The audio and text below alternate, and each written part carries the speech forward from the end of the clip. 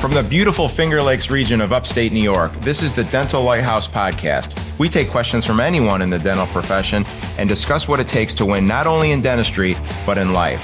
Business, leadership, relationships, parenting, health and wellness, money management, nothing is off limits on the Dental Lighthouse Podcast. I'm Jason Tenori, your host, and have over 20 years of experience to pull from. Learn from my mistakes and let me help you collapse time so you can become the best version of yourself.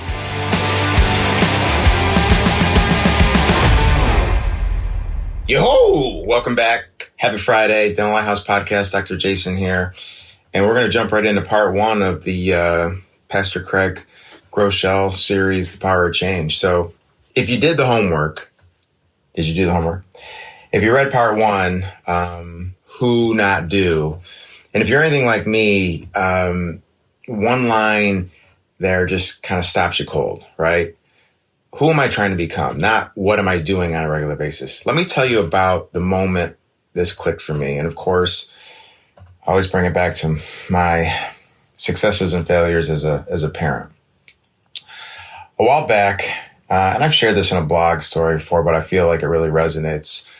A while back, we were all about checklists with their chores. Every night, they had checklists that they needed to go through, fix their chores, and one of them was clean your room. They would show me the checklist, and because of that, I just assumed that it was done correctly to my standard. And then one day I decided to audit the situation.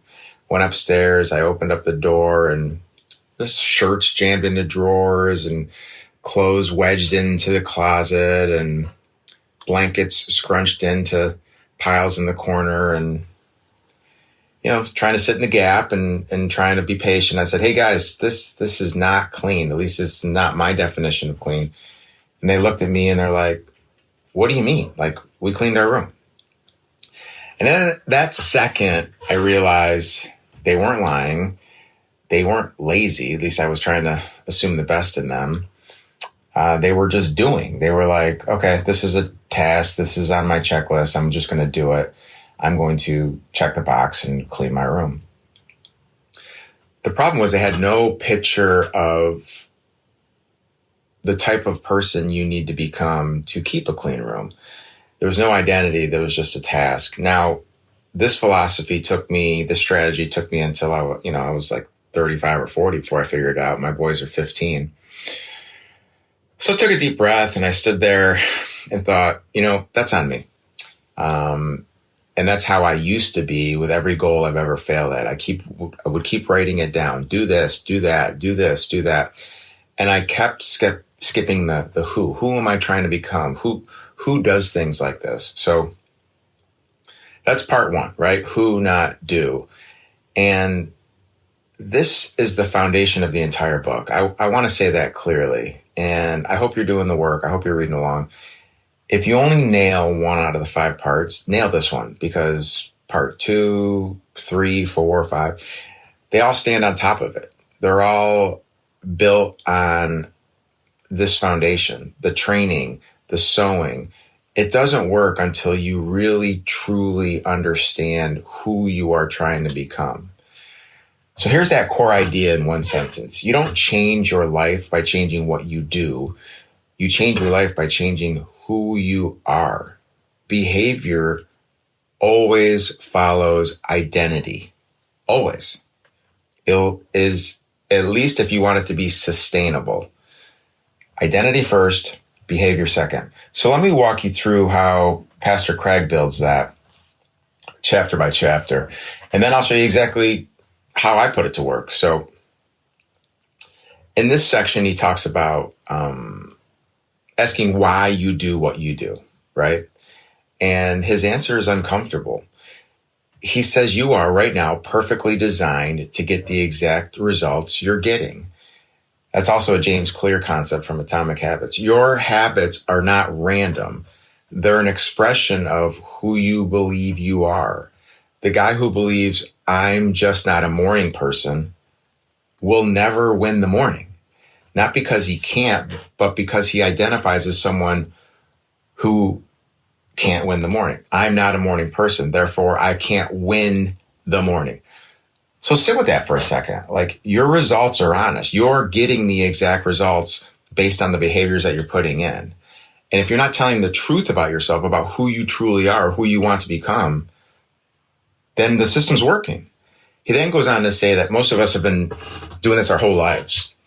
Behavior modification, just try harder, just do better, more willpower, more rules, more systems.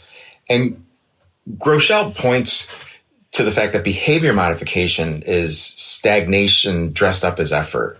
You can white knuckle it, you can push through it, you can try to pull more willpower, you can come up with productivity hacks. But every time it doesn't match the identity you're striving for, you fail. How many Januaries have you written a to-do list over and over and over again? I know I've lived this. It's the diet that you've held for like 2 or 3 weeks, the prayer routine that lasted until it didn't. The behavior was never the problem. The behavior was a branch of the root of identity, right? So the trunk is your identity, the branches are the behavior. Then he gives you some good news. And this is where it gets a little deep with Pastor Craig.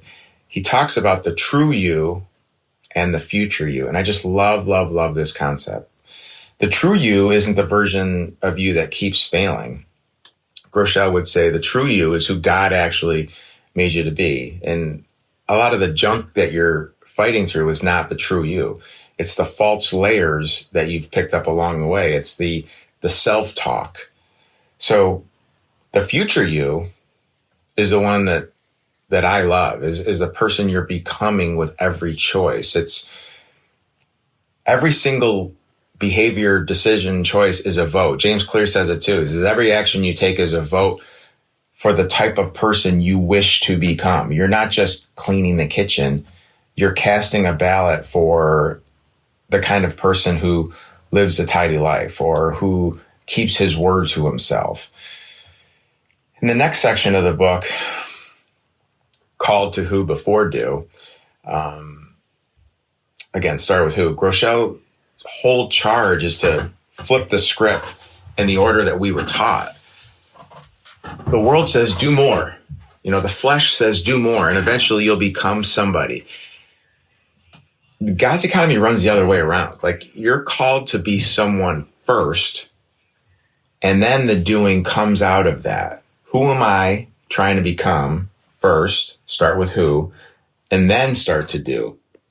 I know I sound like a Dr. Seuss book, but this actually works. And when I first read this book, I don't know, 6-7 years ago, I started to put it into action. And I want to just spend some time with you guys of how it worked for me.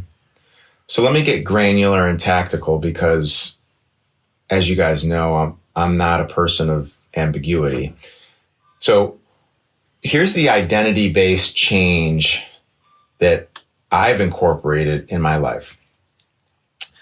Every morning when I wake up, before the gym, before my coffee, actually not before my coffee, I read my identity statements out loud, unless Kara's perturbed with me because she's in the kitchen doing her devotionals. But I try to read them out loud, and I try to reconfirm who I am trying to become. There's 7, as you know. The first one is soulmate to Kara. The second one is dad of the year. The third one is best friends that other people have. Fourth one is man of grit and perseverance. The fifth one is a quote unquote 10%er in health and wellness. The sixth one is extremely successful entrepreneur. And the seventh one is a rational giver. Now you might be thinking to yourself, okay, that's cool, Jason. That's who you're trying to become. That's not who I'm trying to become. And again, I don't want you to become who I'm trying to become. You have to get clarity on that. But here's why it matters. When I sit down at the counter at say 9 p.m. and there's a bowl of ice cream calling my name, I'm not fighting that craving with willpower that I've exhausted for the day. Willpower always loses because it's a finite commodity. I'm not actually having self-talk with myself as how can I resist this? I'm asking myself, what does a 10%er in health and wellness do right now? And when you frame the question that way, the answer is totally different. It's a totally different fight that you're having. One is white knuckling, I need more willpower to avoid that ice cream. Another is, I've made a declaration and a promise to myself that I'm going to be a 10%er in health and wellness. And someone who is striving for that identity doesn't have a bowl of ice cream at 9 p.m. The same is in leadership. My identity as a servant leader is to sit in the gap, to not get emotional, to get slapped across the face with the stimulus and then just wait, right? Be patient, be kind, be humble, be forgiving. All of those servant leadership principles that we've talked about. That's the power, in my opinion, and Pastor Craig's, of who not do. It moves the fight upstream. You stop fighting all of these willpower-based individual choices, and you simply ask yourself, in this context, who am I striving to become? And what does that person do in this moment? So let me bring it back to my kids, because this is where it always gets real for me. And I'll reference the twins in their clean room. Here's what I did wrong based on how I was trying to lead my life before I was exposed to this material. I'd been making them check a box, give them a task, do this, like leading with power, right? Check this box, clean your room, finish your chores, and not giving them an identity to strive for. So I went back up and I said to the twins, this one's on me, vulnerability. We've talked about that a lot in the servant leadership course. I've never showed you who I want you to become in reference to keeping a clean room. So we started talking about the kind of person who takes care of what God's given them. A steward of your resources, a steward of the gifts that you have, somebody whose outside matches their inside. We even walked through together what a clean drawer looks like, what a clean closet looks like. And their identity, now again, they're 15, right? But I'm just trying every single day to be the father that they need. I'm trying to teach them to be good stewards. That's the identity in this particular context. Be good stewards of your resources. Be good stewards of what you're blessed to have. And you guys have heard me talk about more is caught than taught.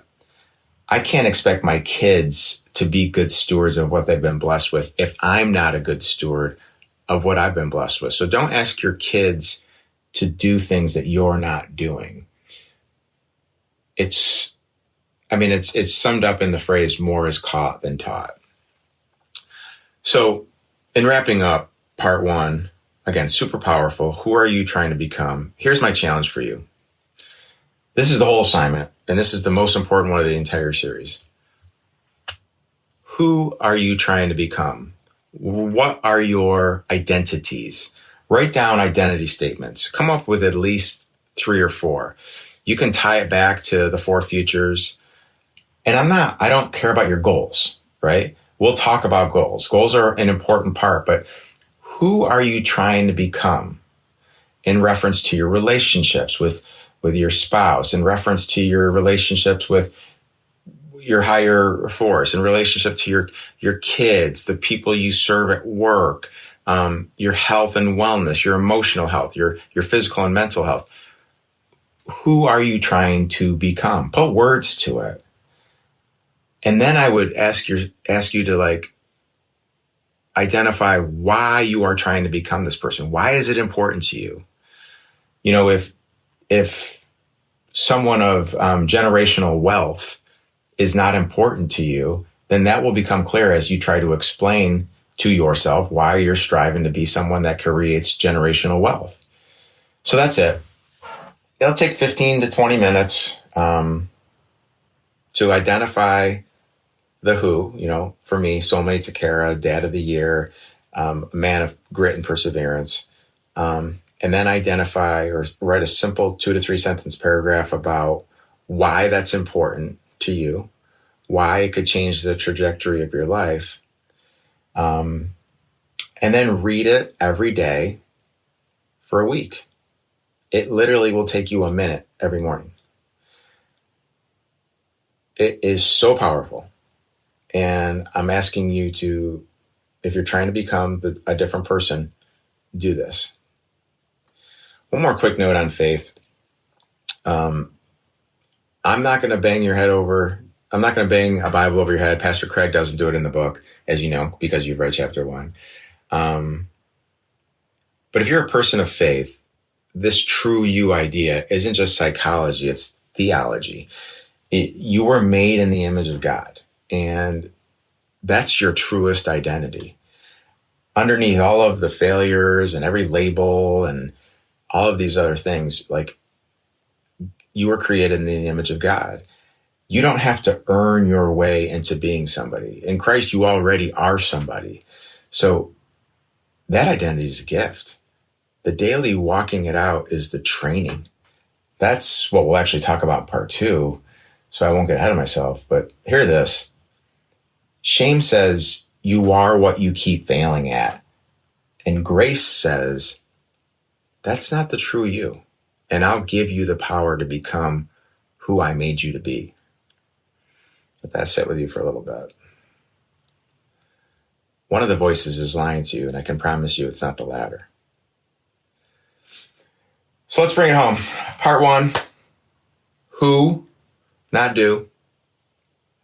You are not stuck because you're weak. You are not constantly fighting with that extra 20 pounds because you're weak. You're not unable to be patient because you're weak. You're stuck because you've been changing branches while the root stayed the same. Change the root. Change the core identity.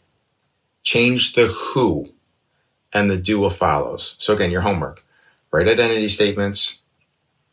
Who are you trying to become? Why are you trying to become this person?